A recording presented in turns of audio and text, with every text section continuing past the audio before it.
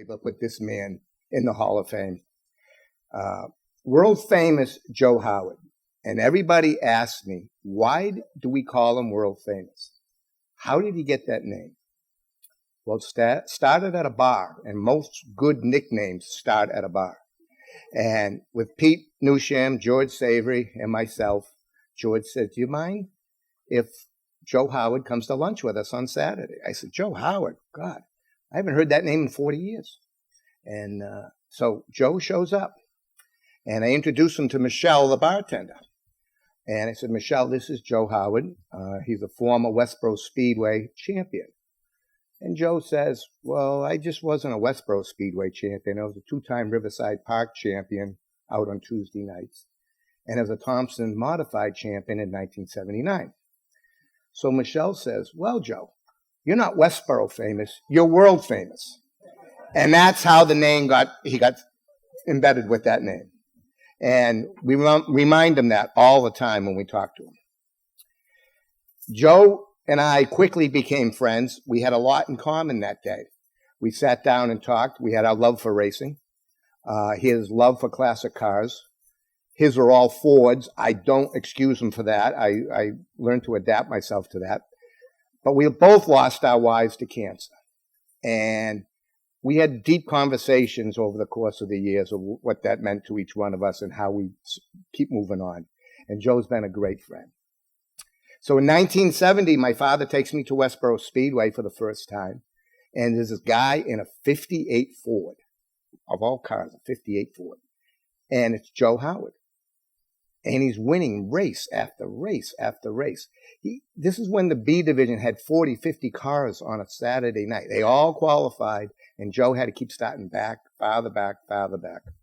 And every week he was in victory lane. If it wasn't in victory lane, something mechanically happened, but not usually. Joe found out that if he ran a 58 Ford, he could run a 352 Police Interceptor engine, where all the Chevys had to have 283s. So Joe had the bigger engine, and he found that out. And first night out, he parked the car in victory lane and never stopped. This guy's good. 1971, he doesn't really have a ride. Franny Miller has a Grand American Chevelle, and Franny was a good car builder, but terrible driver. He said, Joe, get in my car and see what you can do. Well, at the end of the night, the car was in victory lane. This guy's good. He knows how to drive a race car. In 71, 72, he drove the number 7 Chevelle, won a lot of races at Riverside Park, 2 track championships, and a bunch of races at Westboro. And then in 74, he hooks up with Dave Rosbach and Stretch, and they build the first 1X modified. And they go to Stafford.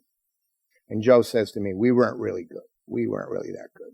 But over the years, Joe continues to drive, sneaks out a win here and then. And then 1979, Stretch builds them the 1X with 180-degree headers with the fiberglass windows and it's just unbelievable. And Joe was unstoppable. At Thompson, he owned Thompson Speedway. Only 2 other drivers that year won at Thompson. That was George Savory and Ronnie Bouchard. At the end of the year, Joe Howard was the track champion. 1980, Joe moves over to Bob Stearns' U2, Universal Auto Salvage U2. And he drives the car and he says to Bob, it's an okay car, but it's heavy. It's a 2x4 chassis. It's just not good. So Bob says, well, I'll tell you what, Howard, if the car's no good, you go out and win with it, and I'll build you a new car. So what's Joe do? The next week he goes out and wins. Bob, true to his word, builds him a brand new car. 1982, Joe's racing at Stafford and is involved in a really, really bad wreck on the backstretch. He lands on top of Greg Sachs. Joe is knocked unconscious. His helmet is broken in 2 pieces. And he was pretty hurt. He did come back at the end of 82 and try to make a comeback, but Joe said, I just wasn't right. So come along 1983, Joe hangs up his helmet, both pieces, and he's done. So he starts his fledgling trucking business.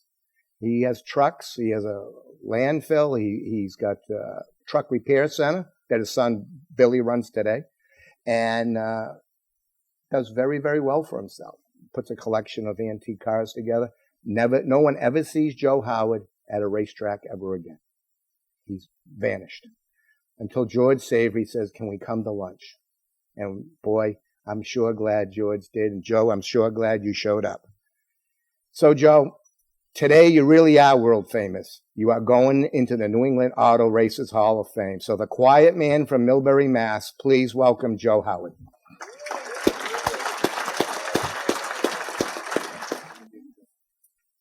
That better? He said everything I was going to say. But thank you very much to NEAR, which is April May, Rich Goucher, Mark Alden, and Pete Newsham. They're good people, and they've been very good to me. Plus the Pro 9 Museum, Rich Marcel, okay. He's another good guy. So, when I was like 6 or 7 years old, my father used to bring me to Westboro Speedway every Saturday night, and I fell in love with it. And I had my heroes, Tommy Paget, Reno Tolono, and those are the guys I wanted to race with and beat. So I eventually did, but it was years later. And anyway, it was fun. It was really a lot of fun. I just lived to hear the sound of the engines and smell the fuel, and I think everybody else gets hooked like that. So in 1969, I built an old junk 58 Ford, and not the first time I won with it. I was like, wow, that's great. That was easy. And, well, 70, I built a new one. It wasn't that easy, though. But in any case, we did all right. And Franny Miller was a friend of mine. He did a good job on the motor of the car. And so the following year, I drove his number 7 Grand American car, and we did all right with that also. So then we went to, a couple of years later, I went to Modifieds and hooked up with Stretch, Dave Rosbach, and Tommy Gavin. And in any case, it was Vic Kangas. And then I think it was 1980, I hooked up with Bob Stern, the U2, a very fast car, very nice car. I mean, quality to top to the bottom. And he's a good guy also. He had Tommy Gavin and Hop Harrington, which Hop Harrington's my hero anyway. So in any case, we built the car, and he built the car, and we went out and instantly flew with the car and did very, very well with it. And I want to thank everybody who supported me and helped me out from the beginning to the end. And I did get hurt. I wrecked this car, demolished this car in 1982 or 83 or something like that. And I wasn't right for years after that. My head was really messed up. I think I'm okay today. Am I? But, would I do it again? Absolutely. I loved it. Every bone in my body got broken, but I still feel it today. But I think a lot of us ended up like that. But anyway, thank you very much. Go, bring it up. This way? Okay.